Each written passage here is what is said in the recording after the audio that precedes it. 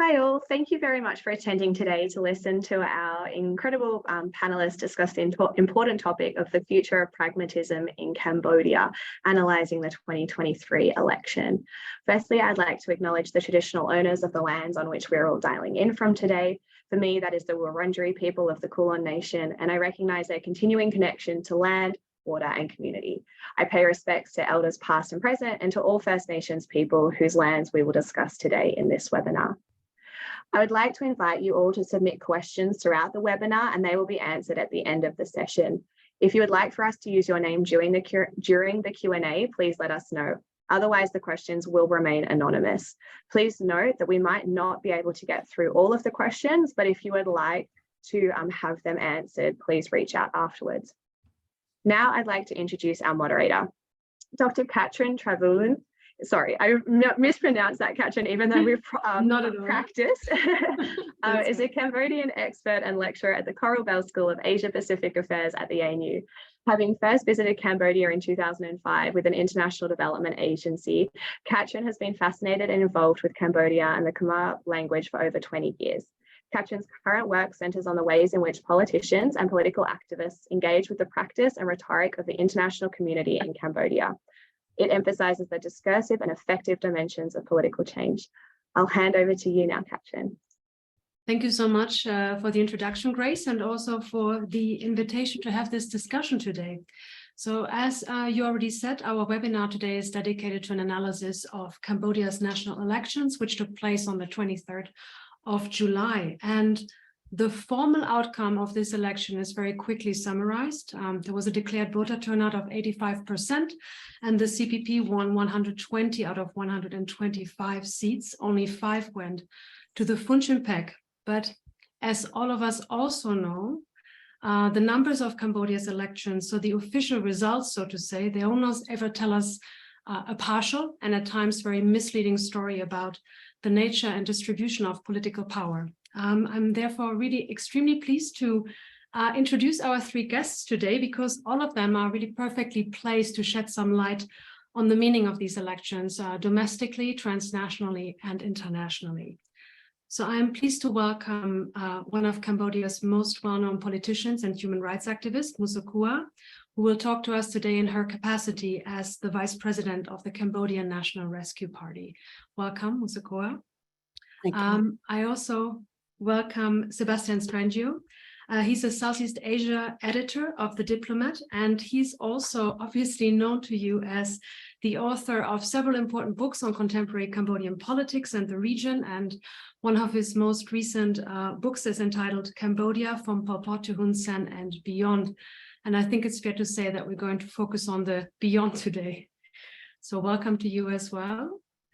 And Dr. Sovinda, who has published on various aspects of Cambodia's foreign policy and who joins us today in his capacity as the director of the Center of Southeast Asian Studies at the Royal University of Phnom Penh. So we have 45 minutes for the discussion before a short Q&A with our audience, whom I also like to welcome everyone. So let's get right into it. I think it's fair to say that up until now, the elections in Cambodia, they have followed a fairly reliable playbook domestically. So what we've seen is tightened security measures, a pattern of intimidation in the lead up of the election, followed by the electoral win of the CPP, and then a slow easing of restrictions and control measures.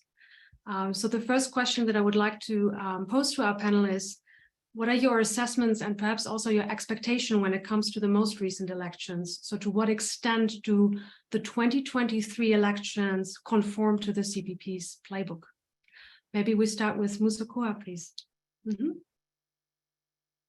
Thank you very much, Professor Travouillon.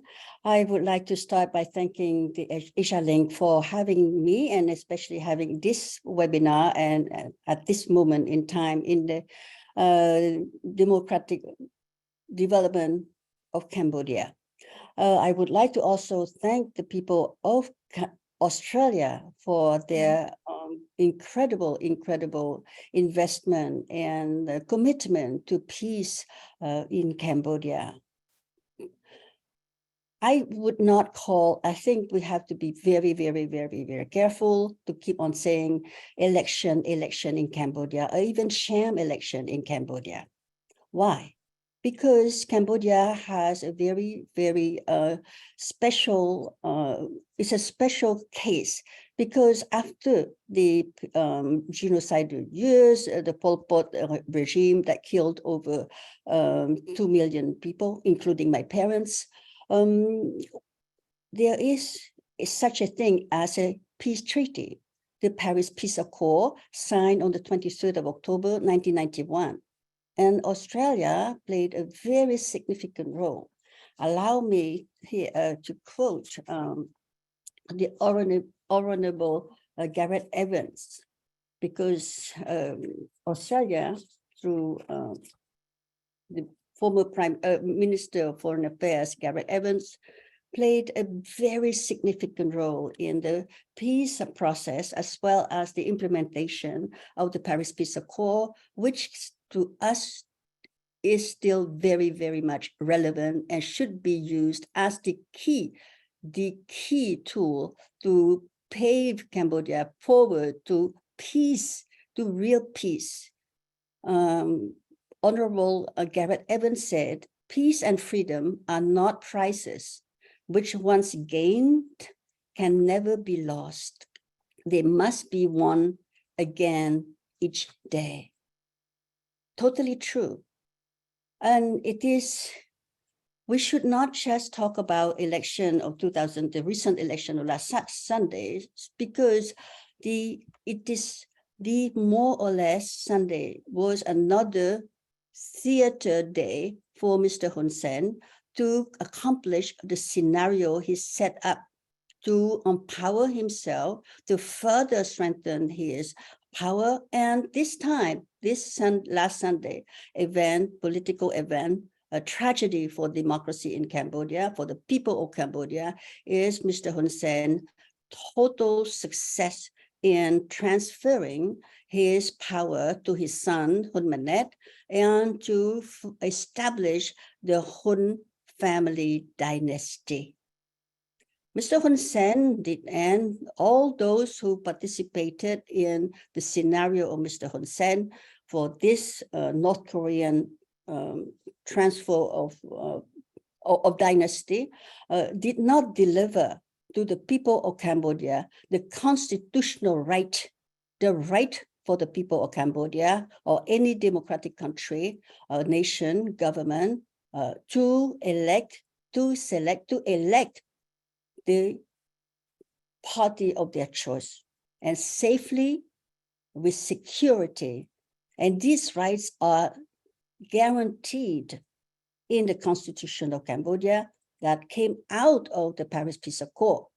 So to me, I think it is very, very important to look at this specific event in last Sunday, which is the transfer of power, although Hun Sen wants to say it was very smooth. Of course, he made it very smooth, but look at the past. I am in exile in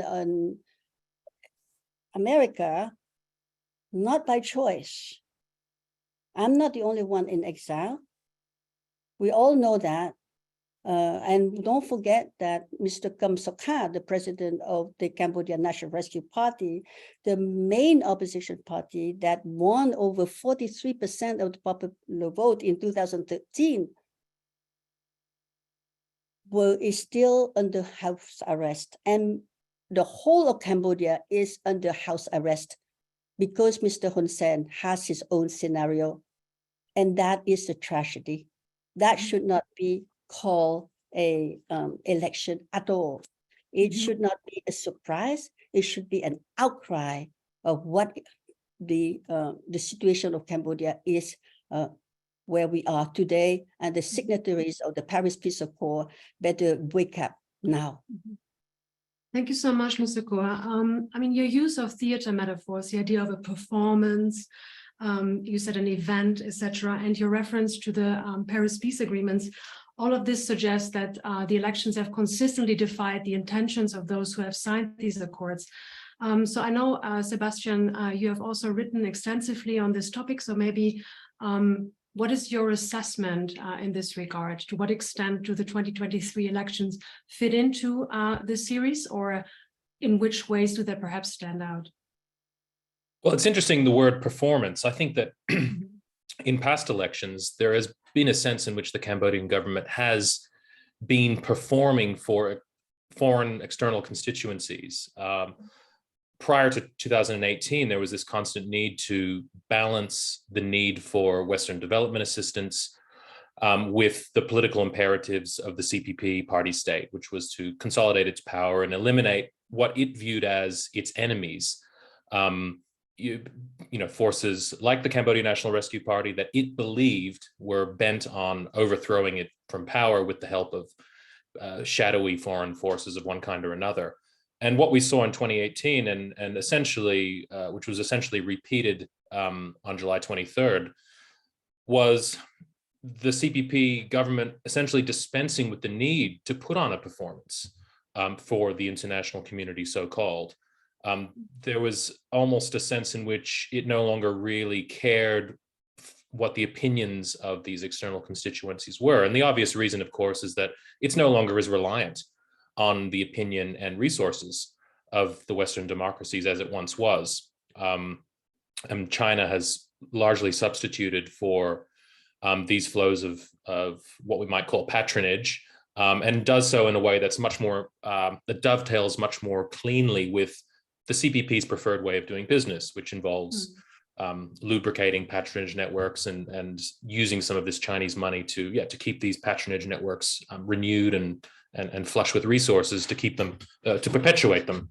And so the thing that I did find it surprising this year, the extent to which, given Cambodia's poor relations with Western countries right now, the extent to which the CPP felt, and Hun Sen felt the need to run essentially a one-horse race. The Candlelight Party won around 22% of the vote at last year's commune election, and I don't see any scenario in the current context in which it could have threatened the CPP's power, but still Hun Sen felt the need to prevent it from running. And that to me was a surprising element of this election, that they felt the need to go so far beyond what was necessary to secure a basic victory. And I think that the best explanation I can come up with for that overkill is the need to preserve social and political stability at a sensitive time of transition within the CPP, that's represented most notably by Hun Manet's impending takeover of the prime ministership from his father, but also reflected across the CPP cabinet, with many old guard party veterans stepping back in favor, in some cases, in favor of younger generations, in some cases, their actual children. And so, that's broadly how I view it. But I think it does reflect a changing, the shifting of international alignments around Cambodia, which have made the CPP a lot less concerned about Western opinion, even though, arguably they still, good relations with the West would still be of benefit to their agenda. Thank you so much, Sebastian. Yes, I mean, what you say really resonates with me. I was in Cambodia for the election in 2018, and one of the sentences that a lot of actors used was, then Hun Sen is not even trying anymore. So to, put up this image. So maybe giving the word to Dr. Sovinda, what is your assessment of this? Do you also agree that the party for these particular elections has really turned the gaze inwards and it's just looking at creating this notion of stability at all price and at all cost, basically?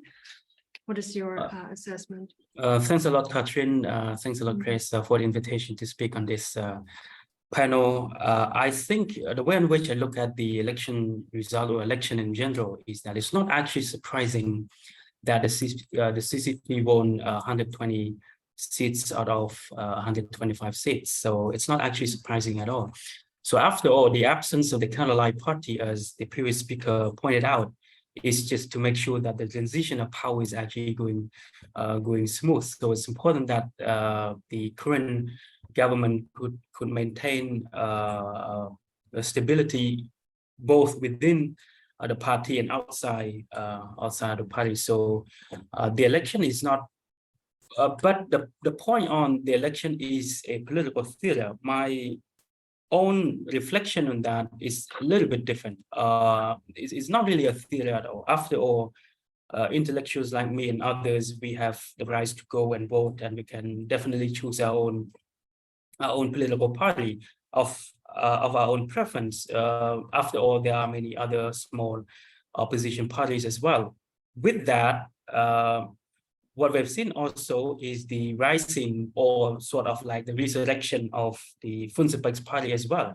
So 5 seats are not small numbers, actually quite substantial for Funcepek. So this resurrection of Funcepek is one example to show that it's not purely a political theater. I mean, this election. So after all, it's not really surprising that the CCP won this amount of seats. There is no other credible opposition party at all in the country, and then the CCP itself is really really strong. So the way in which I look at it is that way. Thank you so much, Dr. Sovinda. I mean, yes, you can choose the party that you want to vote for, but the availability of parties is clearly determined by the CPP's level of assessment of threat, given by a given political party in the country. I'm sure that Sochua will have to say something to this. No, I do. Yes, maybe you would just briefly jump in. In terms of, I don't want to talk about an election, but there was a process. You gather people to come together and say, here's your election. Choose. What choice? That's number one. And let us not don't give us this business of saying you have a choice. Definitely there was no choice. And don't forget that people are still, at least 55 people, voters are still under, I could go to jail and have pay heavy fine for crossing out the ballots, which is totally their right. One point I want to make is that the National Election Committee definitely not independent, definitely not neutral. The process itself, I want to talk, just go to the smallest detail. No, the key elements of, let's say, the voting day is something that Hun Sen want to make it as very smooth. Yeah, but even on voting day, right after voting, people want to know who really won what. You can't really tell whether whoever won until you have a transparent vote count that is transparent. Already by 3 p.m., before polling stations were totally closed, we knew that Funcepek would have 5 seats. That is theater. Excuse me. Please don't tell us this is election at all. That is total theater. And we demand a true vote count, transparent. And these irregularities, fraudulent process was registered, was in the report of Human Rights Watch in 2022, just past election and before that. And so I would like very much us to say it also that this is not just about CPP. CPP would be more different, but this is about Hun Sen himself, Mr. Hun Sen himself, defining the fate of Cambodia, and that is not acceptable. Totally not acceptable. Thank you for that, Sochua. I will give Dr. Sovinda a chance to also respond in the context of maybe the next question. I mean, we've already hinted at that, but when it comes to make assessments of future trends in Cambodia, it's obviously important to take the country's future leadership into account. And here, the announcement after 38 years in power that Hun Sen will give power to his son Hun Manet is obviously of great importance. So I would like to just understand what kind of hopes, perhaps what kind of concerns this announcement may have raised both domestically and internationally. And I'd like to really draw on the expertise of each of our speakers across research, journalism, and political activism to consider these implications. So I first turn to Dr. Sovinda. What is your assessment of this situation domestically? So in your opinion, how have the Cambodian people received this news? Well, I think it's quite interesting because there seems to be no sort of like credible objections among our peers here in Cambodia. It seems everybody is quite content about the future leadership or young generation of leadership in Cambodia led by Hun Manet. For some reason, we see Hun Manet as a potential leader. You know, having a PhD from Bristol University in the UK, he's been exposed to a lot of leadership positions within the government. So it's quite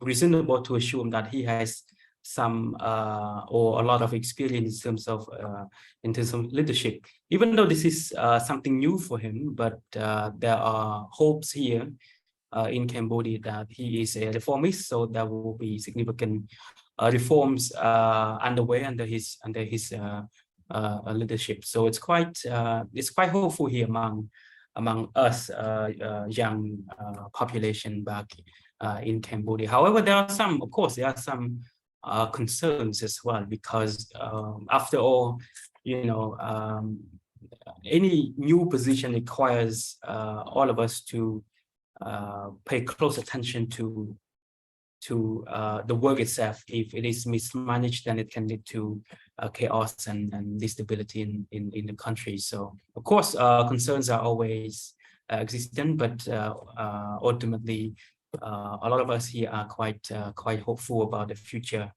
of Cambodia under Hun Manet. I would like to ask you to just briefly elaborate on this aspect of hope. So maybe you can be slightly more precise in what the Cambodian people, the youth that you say you represent, are hoping for, and perhaps also what these hopes are founded on. Well, I think hopes, you know, let's say Cambodia needs access to quality of healthcare, quality of education, better jobs, better payment. So most of us sort of like believe that these things will happen one way or the other under the leadership of Hun Manet. So it's actually happening even today, that quality of healthcare is actually underway.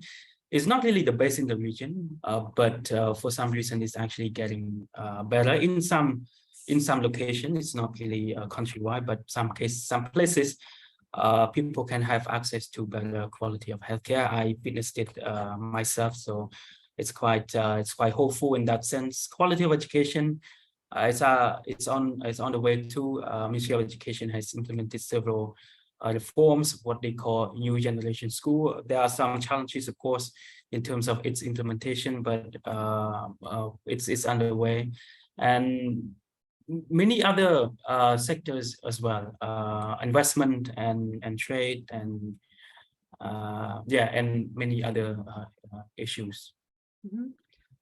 So the focus here was really on educational policy and perhaps economic policies. But if we look at politics of the opposition, Sochua, what were the reactions among the people that you spoke with, that you represent, to this announcement? And perhaps just a brief assessment on how this might impact on the political priorities of the opposition.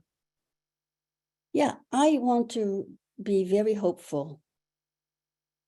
Cambodia is our country. We are Khmer people. And I want to go back to the Paris Peace Accord that brought the Khmer people together, no matter which faction they belong to. Even the Khmer Rouge were at the table for the accord to be signed. So I think if Mr. Hun Manet were his true self and wants to use his so-called Western education, first of all, he would have asked his father to please not do this political charade to the Khmer people.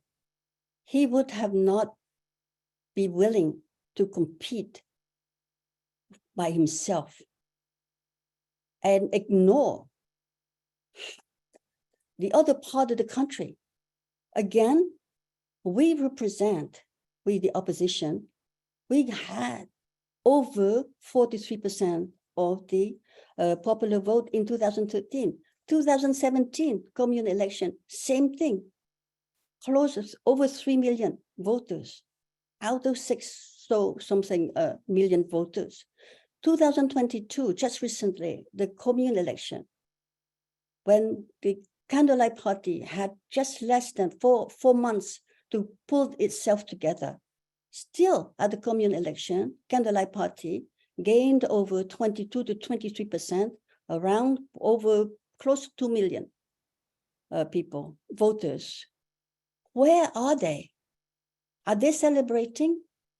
We're talking about half of Cambodia not celebrating, not having a voice.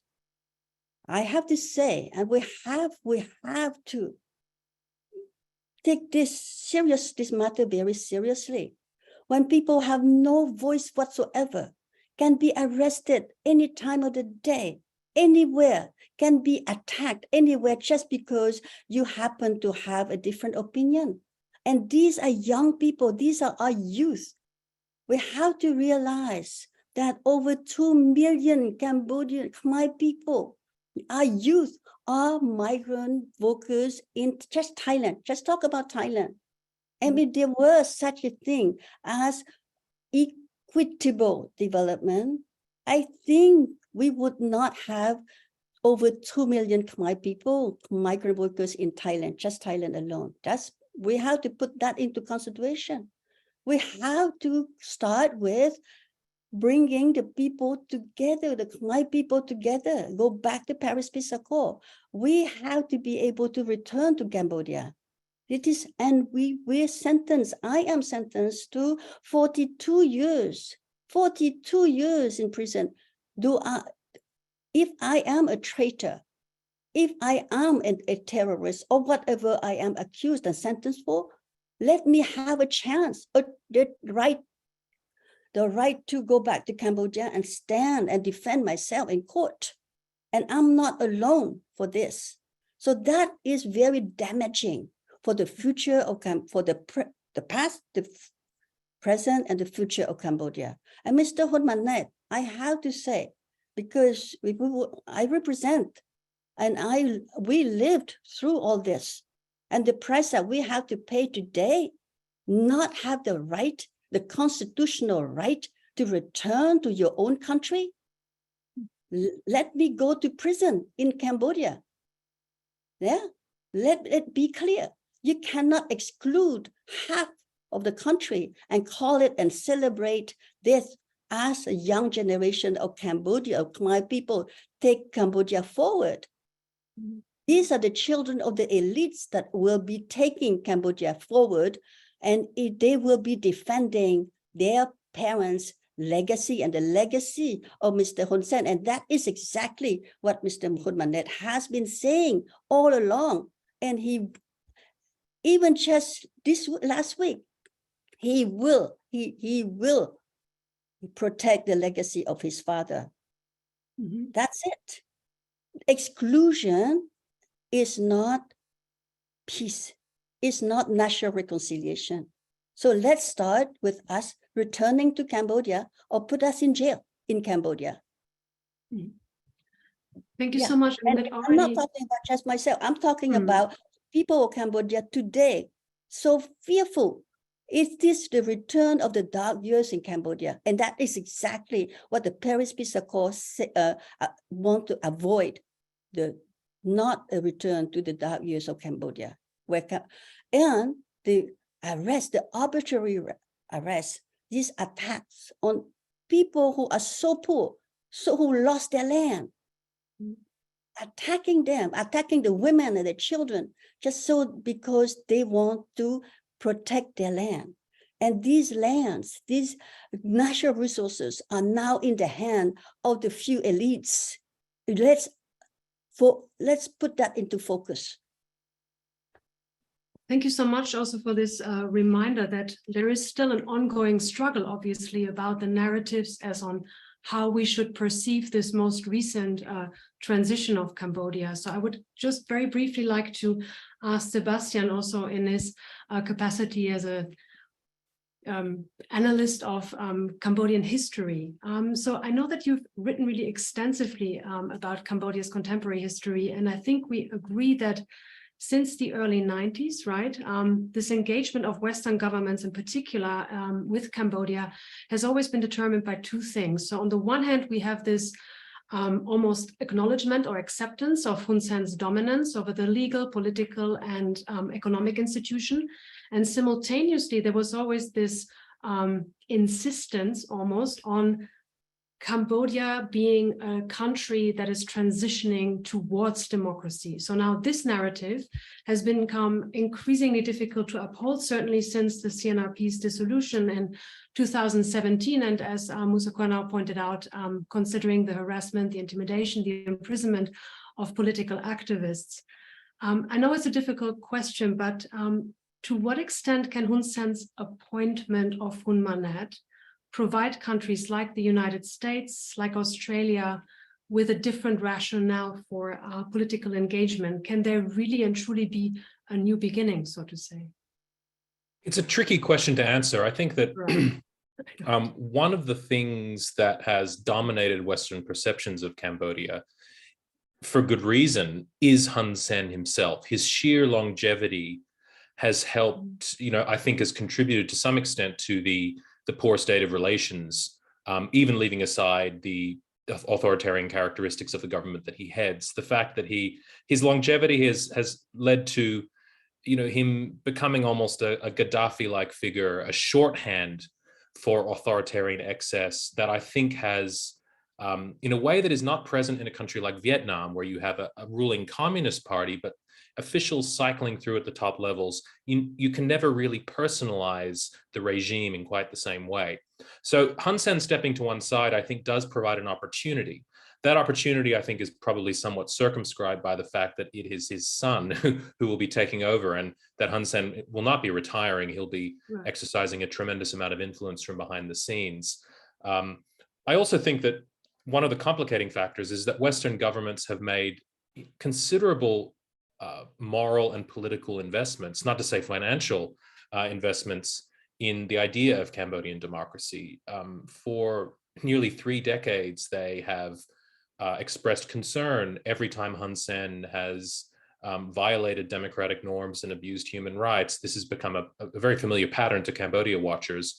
And I think it will be difficult for Western governments, even if it might be rational for them to do so, to put this to one side in the interests of better relations. Now, this is all the more difficult after an election that was essentially rigged, and in which there has been the sort of a dynastic transition initiated at the top levels of the CPP government. I think that for Western governments at this stage to hold out an olive branch would require them to jettison all of their past commitments. And I think that's something that's very difficult to imagine them doing right now. And I think that what Western governments are probably going to do is wait for the Cambodian government under Hun Manet to make the first move, so to speak. They view that I think that they think the ball is in Cambodia's court. But I think that there are strong structural forces underpinning Cambodia's proximity to China. And I think that because that's so intertwined with concerns about the democratic situation in Cambodia, especially in the United States, that will further complicate things. That even if Cambodia makes some gestures, that there will be a constituency in Washington that wants it also to distance itself from China, and indeed views authoritarianism and proximity to China as two sides of the same coin. So it's even though I think it is in many ways rational for the United States to adjust its expectations based on, I think that they should stop looking at Cambodia in the light of 1991 and start looking at it in the light of 2023, because the Paris agreements were signed and signed in a context of and relied upon international alignments of power that no longer pertain. And I think that, to alienate the Cambodian government will merely increase will cement the relationship with China. And that, I think, ultimately won't help anybody, let alone the Cambodian people and those who want democracy or more democracy in the country. So but I think that the commitments are strong, and that there's a lot of inertia and path dependency to Cambodia's relations with the West, which will make a sudden shift pretty unlikely in the coming years.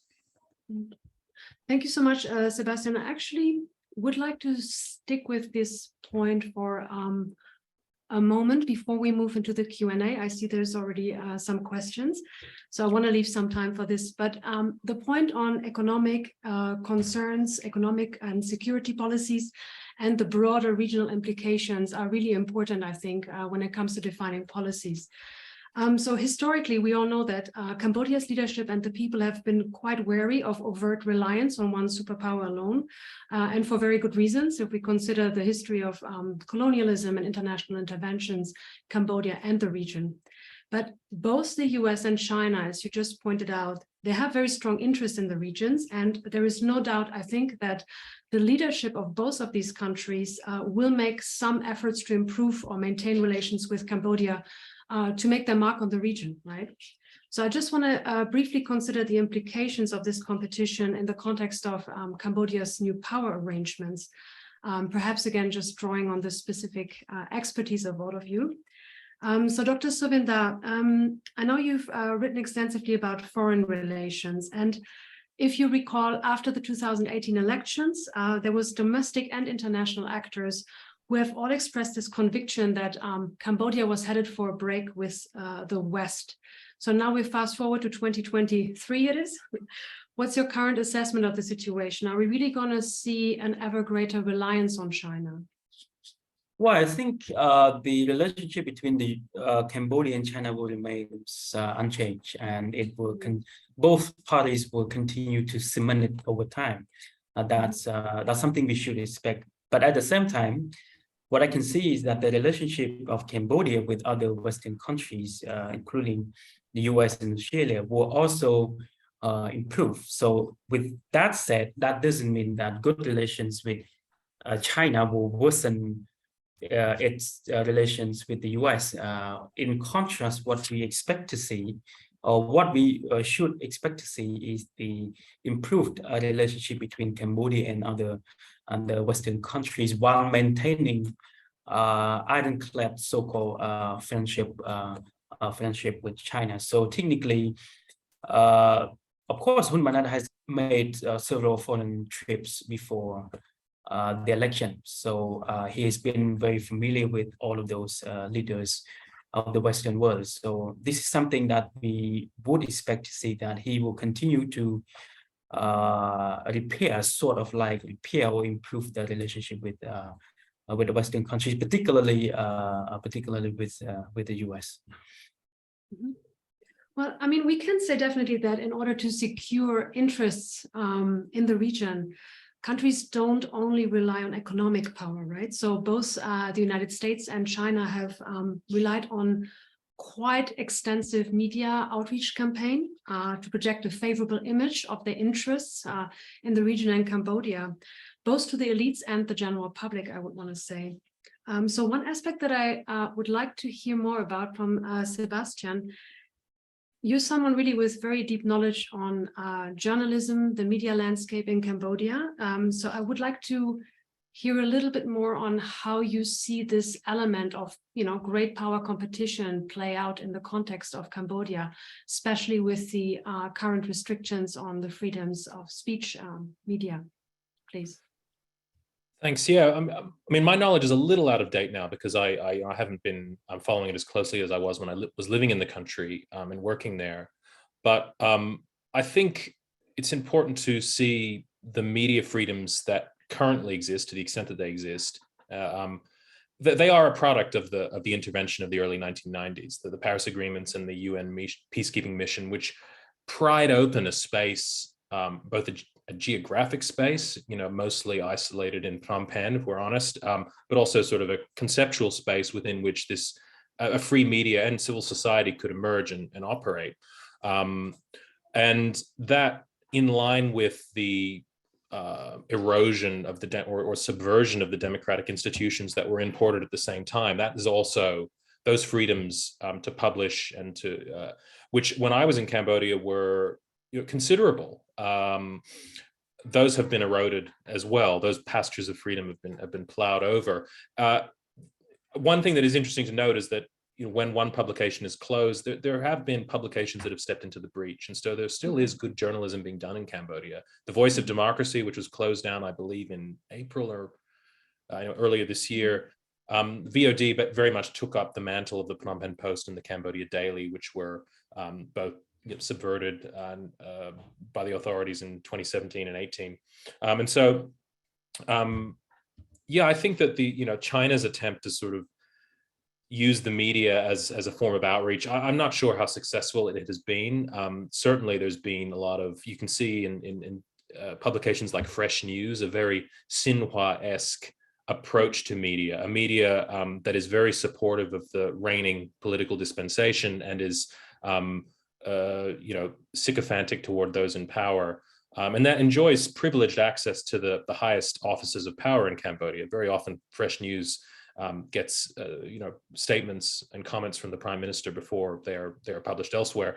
That we've seen the emergence of that. I don't know how much this is going to convince ordinary people that China is a great option. I think that the widespread attitude in Cambodia, to the extent that I'm still in touch with it, is very much in favor of the United States and the West. A lot of people see the US, I think, as a force for some kind of change in Cambodia, which is precisely why the CPP fears it, and fears that conjunction of opposition politics and American support to such an extent.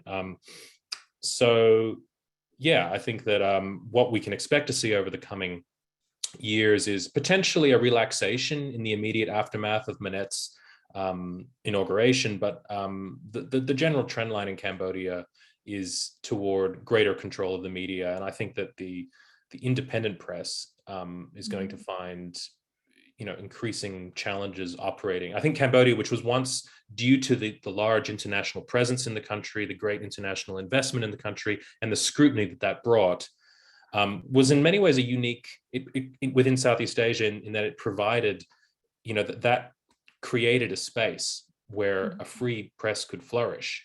It's quite remarkable to think that two foreign-owned English language newspapers could publish such hard-hitting exposés of official corruption as the Cambodia Daily and the Phnom Penh Post once did. But I think that Cambodia's unique status, the status conferred by the UN peacekeeping mission and the vast international investment in the country's democratic system and development, is essentially that's come to an end, or it's in the process of coming to an end. And I think that from now on, investigative journalists, independent journalists within Cambodia are going to have to adopt some of the same subtle methods of operating that their colleagues in other countries in the region use. I think it's going to become increasingly difficult, sadly to say. Thank you so much. Yes, I mean, what I can hear from this answer is that the nature of freedoms in the country will continue to be defined in one way or another by this ongoing competition, by the opportunities and perhaps also the constraints that it brings. I just want to, before we move to the Q&A, would like to give the word to Sochua. So how relevant is this ongoing competition between China and the United States, and all of the impact that it has on regional politics, really for the interests of the people that you represent, for the opposition? Are there any advantages or disadvantages that you would like to highlight in particular? I think because the title of this webinar is Pragmatism, and I will be practical in this sense, which means that geopolitics, economic development, the presence of China, the frictions between the West and China, that's part of reality anywhere in the world. So let's be practical. How do we deal with it? And let's deal with it in another aspect of it is that for the Western countries, Western governments, democratic governments, there's another aspect to it, which is the increasing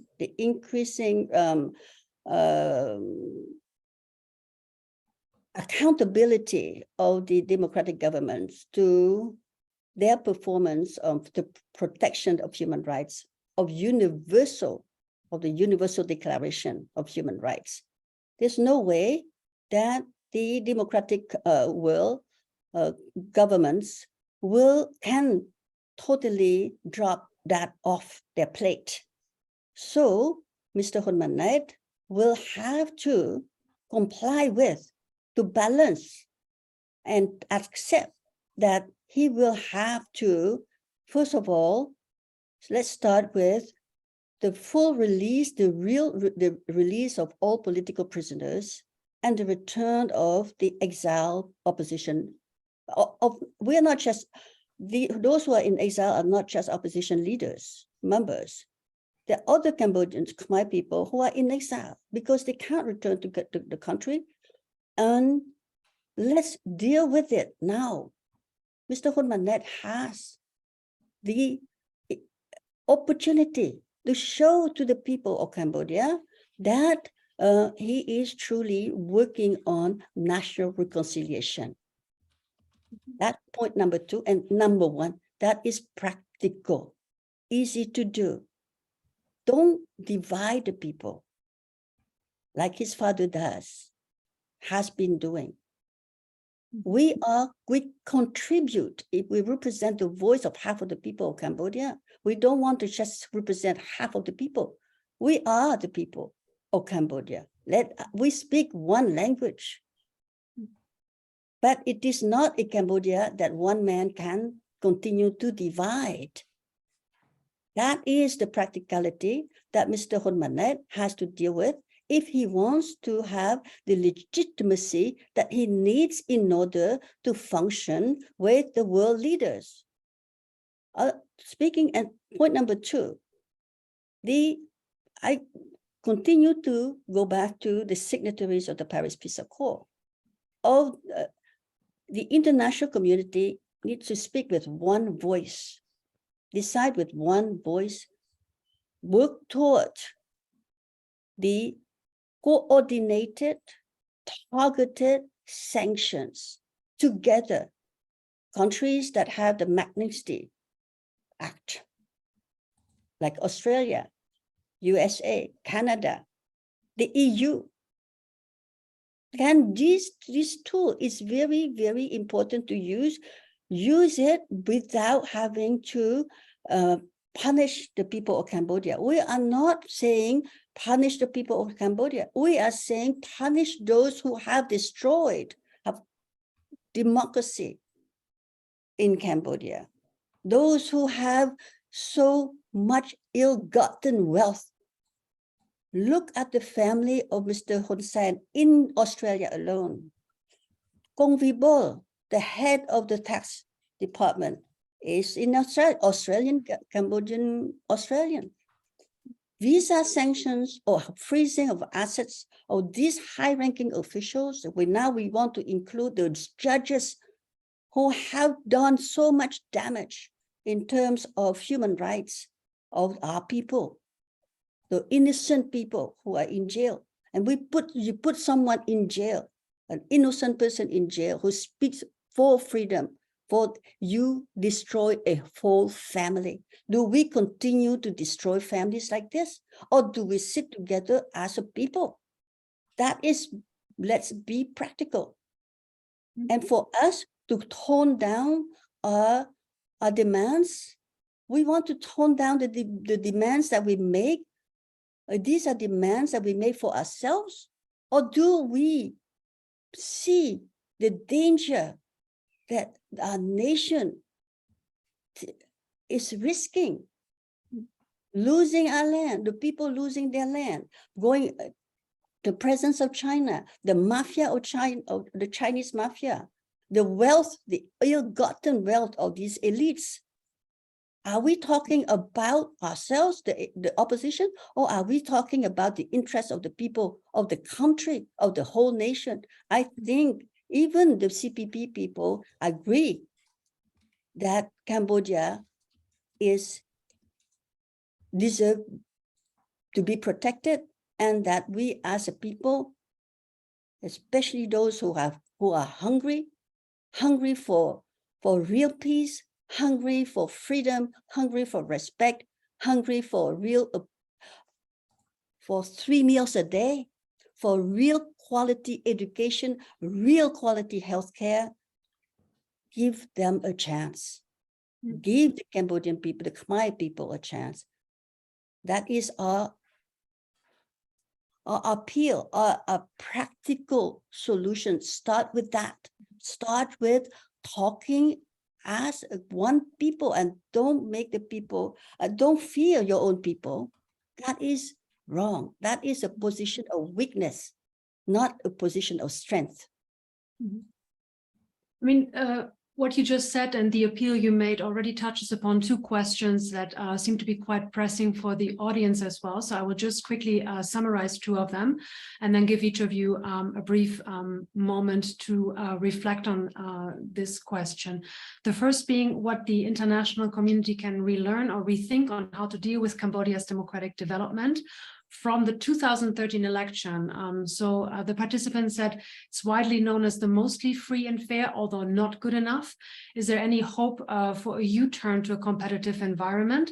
And then relatedly, what can a country like Australia do? So maybe just very briefly to Dr. Sovinda, how do you think about the possibility of a return to a competitive environment? Well, I think your last part about the competitive environment, it's quite interesting because we haven't seen any signs of that returning to the one we've seen in 2013. But however, that would take, just my humble prediction, that would take relatively 10 years from now just to see the emergence of credible opposition party. But for now, we haven't seen any opposition party that is so credible enough to really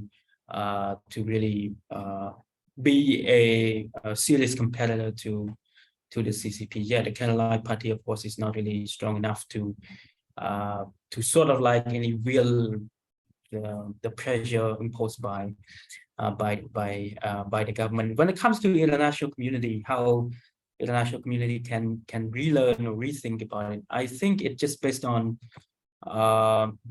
specific focus. Let's say Sweden has a focus so much on democracy and human rights, so they will continue to do so. Australia is a pretty interesting case because so far Australia has focused so much on development assistance rather than on democracy and human rights, and then people on the ground actually benefit quite tremendously from that. So I think relearn or rethink and we take international community as a monolithic movement, then that will be difficult to understand. But when it comes to specific countries and cases, that will be a different case.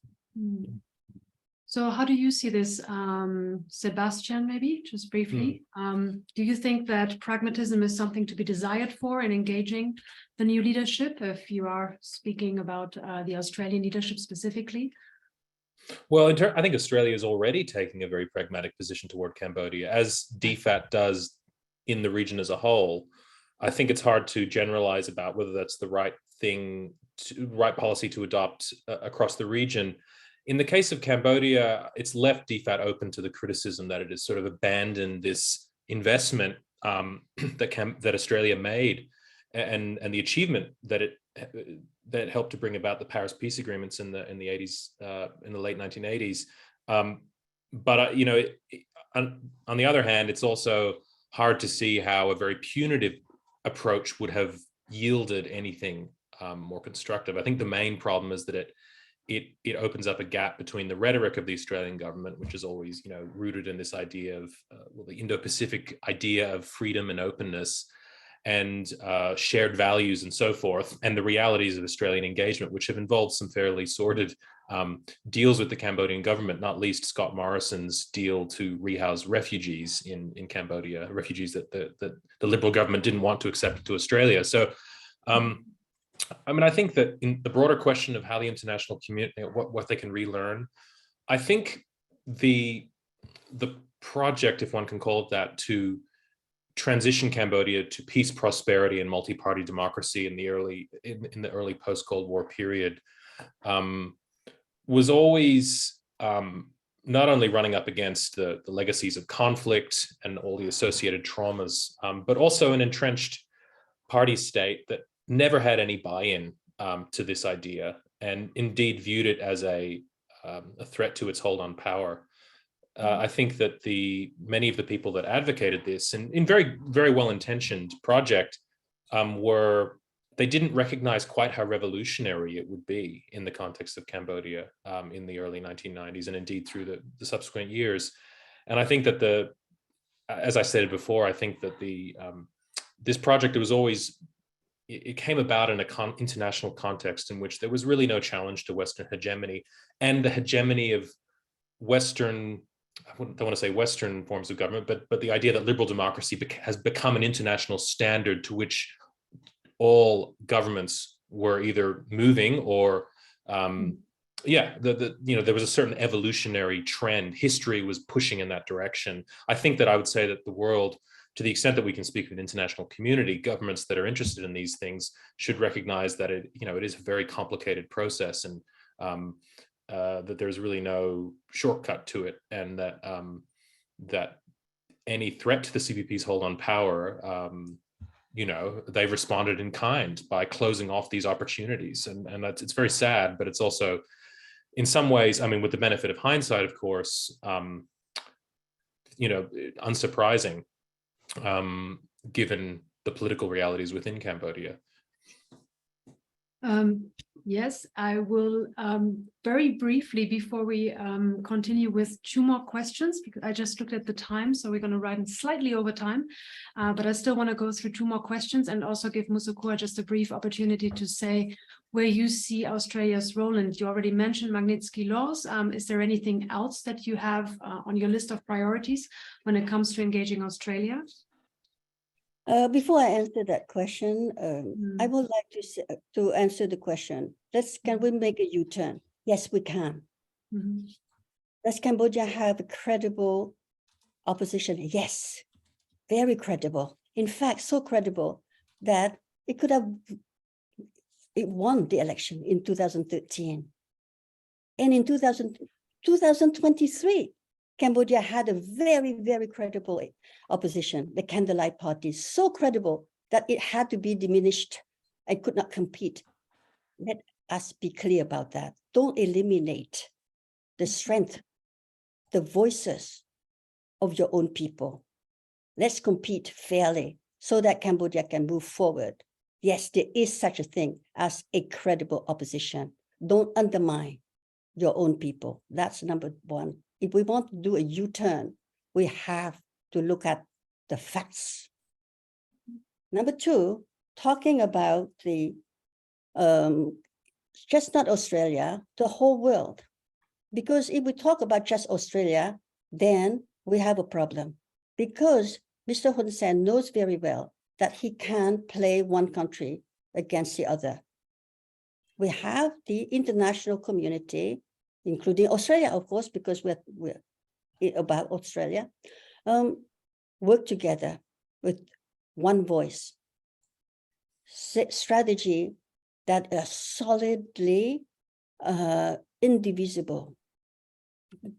That can only be so when you put into consideration, we uphold the fundamental rights of the people of any country. And that is how the world can move forward. We're not just talking about democracy in Cambodia or autocracy in Cambodia. We're talking about the whole world. If there is no democracy and there is only autocracy or dictatorship in one country, the whole world suffers. Therefore, the international community, including Australia, has the moral obligation, the moral accountability, and to respond, to perform, and to deliver to the people. If it is about Cambodia, then deliver to the people of Cambodia. Again, I insist that there is such a way to move forward. And I insist that there should be the use of the Magnitsky law. But Australia doing it alone is not enough. It has to be coordinated, focused, targeted on those who, if there are sanctions, they should not be seen walking on red carpet. While they totally destroy the natural and human resources of their own country. We are talking about the destruction of the future of our country, of our youth, and to see that our youth are not part of this generation, that we are talking about the generation, the youth having a chance. No, we're talking about the elite youth having a chance. That is a big difference, and that is very, very dangerous. And they have a chance to continue the legitimacy, the legacy of their parents. This is about dynasty. This is not about democracy. And the world community can point it out and can work to bring Cambodia back on its feet.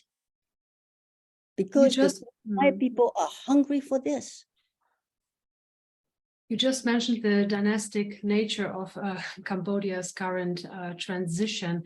We're running slightly over time, but I got the okay to read out two more questions before we close. And I would really like to attend to the questions that discuss the constraints that Hun will operate under more broadly. I think that's a very important question. So the two questions of relevance are, will Cambodia remain a personalist authoritarian regime type since power has been transferred from Hun Sen to Hun Manet, or perhaps become a single party regime type? And also, will he have the ability to act independently, given he was placed in power to protect assets and patronage networks of the elite families in Cambodia? And on a related point, how well is he placed? Let me see. How well is he placed within the party to actually manage this emerging generation of opponents who will come from within the party as well? So I would like to just briefly hear your assessment, Sovinda, and then Sebastian, and then I will give Musukua the last word. Sovinda. I think the questions are very important. First of all, it's not quite clear whether Hun Manet will maintain a sort of like personalist regime type of leadership. So it's not quite sure. So far, what we've heard within the elite circle here is that it tends to be more accommodative of other suggestions and comments and advices. So it's not really quite sure for now that he will maintain this type of leadership down the line. The second question is, how well is he placed within the CPP? It's quite sort of like not really clear, but it's kind of apparent that so far we haven't seen anybody within the CCP who is really willing or outspoken against this transition of power. So the constraints within the party seems to be minimal at the particular moment. But however, it remains unclear. The things can happen just blink on an eye. So for now, what I can say is that he has less constraints within the party to move things forward. Thank you so much, Sebastian. Yeah, look, I think we can say with some confidence that Hun Sen has transferred the office of prime minister to his son, but he has not. It's not clear yet whether he's actually been able to transfer power to his son, because of course power in the current Cambodian political system, and to some extent through Cambodian history more generally, if I can take the risk of making that sort of generalization, power has virtually always adhered in individual leaders rather than in offices and institutions. And so, Hun Sen will continue to be the locus of power, I think, within the CPP. And that feeds into the question of Manet's position within the party. I think that he won't necessarily, I mean, the first thing to say is that we really, Sovinda might know a little bit more about this, but it's very opaque, the CPP. It's hard to get a sense of exactly who's related to who, what their relationships are at any given time. And mapping out this intricate network of patronage relationships is very challenging. But I think we can say with some confidence that Manet will probably not have the full suite of relationships that his father has built up over many decades, and that he'll be relying on his father to a large extent to maintain a stable balance within the party and to ensure that there are no emerging power centers that seek to usurp power for themselves. And I guess I've sort of answered the first question about personalist dictatorship and so forth. I think that I don't think, just casting my eye across modern Cambodian history, I don't know of a regime that managed to establish durable political institutions that did not rely on individual power. Even under the Khmer Rouge, there was a certain the reconstitution of sort of old forms of clientelism beneath the carapace of the Communist Party of Kampuchea is something that I think scholars have noted, although it's not something I've looked at in a while. But it certainly characterized the emergence of the CPP, the KPRP as it was then in the 1980s after the fall of the Khmer Rouge. And that was the way that Sihanouk operated, and the Lon Nol regime to some extent as well. So I don't think there's much precedent for the establishment of a sort of party state along the lines of the Vietnamese state in Cambodia. So I predict that it will remain, the personalist form of government will continue to dictate things for the foreseeable future. Thank you so much, Sebastian. Is that something you agree with, Ms. Sochua? Yes, I totally agree. I totally agree with Sebastian. I think there is a big difference between a one-party state. Mm-hmm. A communist country is a one-party state. But if it is a one-man show that takes control of the whole nation, that is different.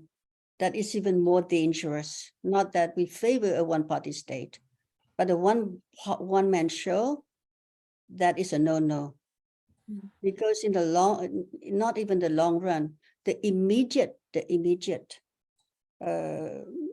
development of the country is damaged. The future of our youth is damaged. Point number one. Point number two, yes, of course, we favor a change.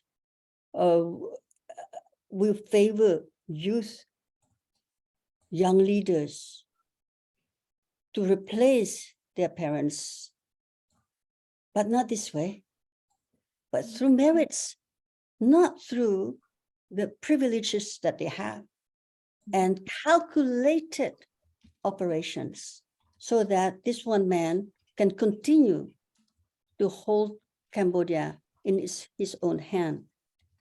Point number three, the inexperience of these new members of the new cabinet is something of a concern to us. Let's see the example of the environment, the Minister of Environment. When he was appointed, we supported him because he was young, new blood, fresh. He went out to protect the forest, to work with the young environmentalist. But very soon, he was yanked back by the people behind him, the old people, by Mr. Hun Sen himself. What do you mean you want to protect the environment? No, you want to put the young environmentalists who are out there, the indigenous people who are out there protecting Prey Lang, protecting Buktom Sako, the natural resources of Cambodia, put them in jail. And what does the Minister of Environment do? Exactly, accusing this young environmentalist as opposition. That is wrong.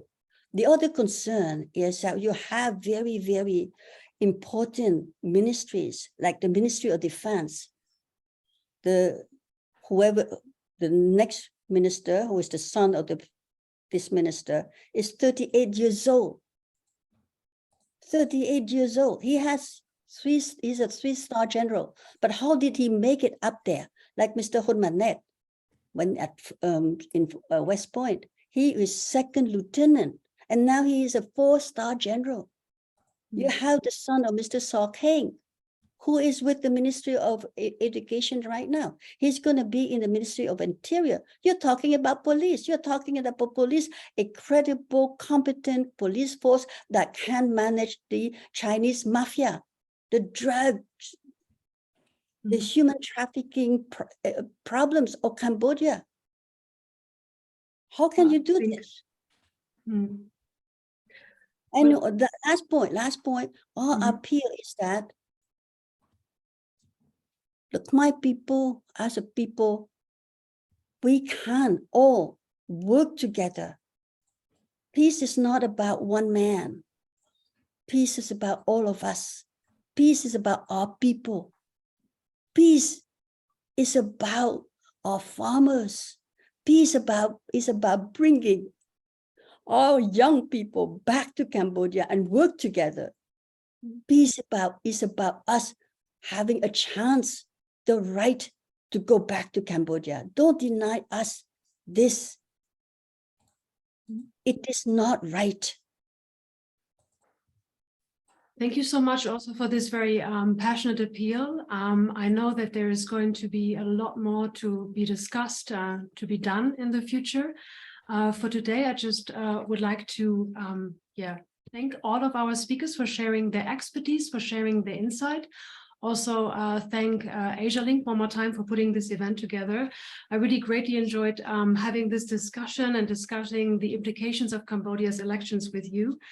I think that all of the contributions really highlighted that there is an importance of a continuous review of our principles of engagement when it comes to, engaging a country like Cambodia, its leadership and people. So I hope you all have an enjoyable rest of your day and that we find opportunities to discuss this in the future. Thank you so much. Bye. Thanks a lot. Thanks a lot, buddy. Thanks. Thanks. Thanks.